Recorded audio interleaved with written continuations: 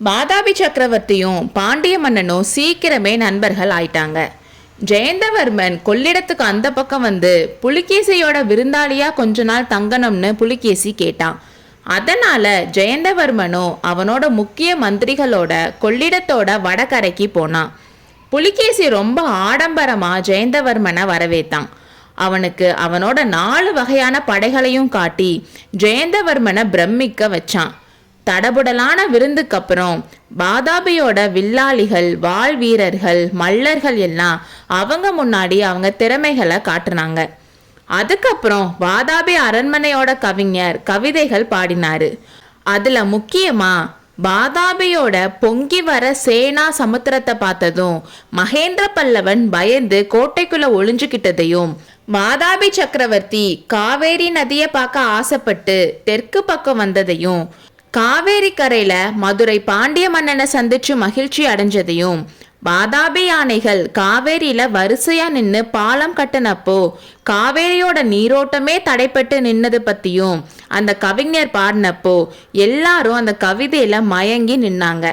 எல்லாம் முடிஞ்சு ஜெயந்தவர்மன் கிளம்ப போறப்போ சத்யாஸ்ரயா, பல்லவனை வென்று காஞ்சியை கைப்பற்றினதுக்கு அப்புறம் நீங்க அப்படியே போயிடக்கூடாது, மதுரைக்கு வந்துட்டு தான் போகணும்னு சொன்னான். அந்த காலத்துல காஞ்சிக்கு அப்புறம் மதுரை தான் ரொம்ப பிரபலமா இருந்துச்சு.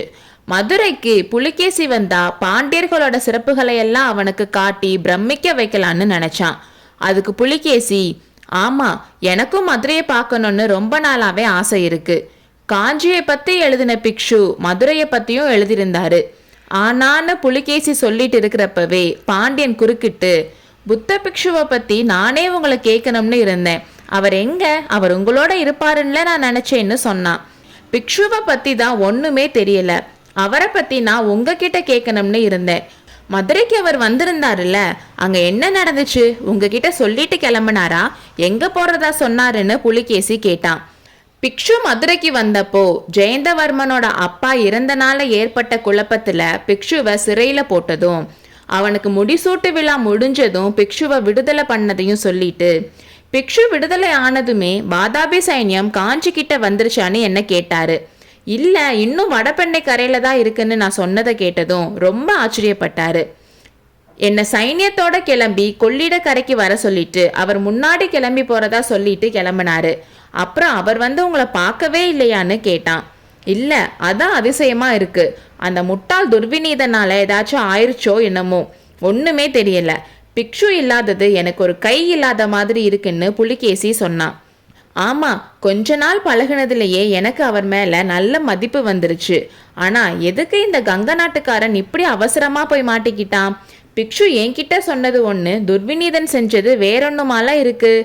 ஒருவேளை மகேந்திர பல்லவன் தப்பிச்சு ஓட முயற்சி பண்றப்போ நான் கொள்ளிட கரையில நின்று தடுக்கிறதாவும், துர்விநீதன் மேற்கு எல்லையில நின்று தடுக்க ஏற்பாடு செஞ்சிருக்கிறதா பிக்ஷு சொன்னாரு. அப்படி இருக்கிறப்போ துர்விநீதன் எதுக்காக அவசரப்பட்டு போனா? புள்ளலூர் சண்டையில ஏதோ பெருசா வெற்றி அடைஞ்ச மாதிரி பல்லவர்கள் பெருமை அடிச்சுக்க இடம் கொடுத்துட்டானே, அதனால தானே இப்போ பல்லவ மக்களும் சோழ மக்களும் கூட ரொம்ப கர்வமா இருக்காங்கன்னு ஜெயந்தவர்மன் சொன்னான். துர்விநீதன் விஷயம் மர்மமா தான் இருக்கு. அவன் உயிரோட இருக்கானா இல்ல செத்து போயிட்டானான்னு கூட தெரியல. அவனை பத்தி தெரிஞ்சா பிக்ஷுவை பத்தி கூட ஏதாச்சும் தெரியலாம். ஆனா இந்த தரித்திரம் பிடிச்ச பல்லவ நாட்டு மக்கள் யாரை கேட்டாலும் எங்களுக்கு ஒன்றும் தெரியாதுன்னு சொல்றாங்க.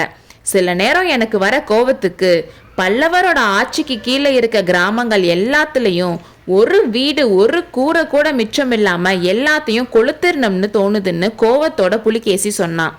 ஆமா ஆமா, நானும் கேள்விப்பட்டேன். ஏரிகளை உடைச்சிட்டு இந்த வருஷத்துல வெயில் காலத்துல சாகுபடியே செய்யாம பல்லவ நாட்டு மக்கள் இருந்துட்டாங்களாம்.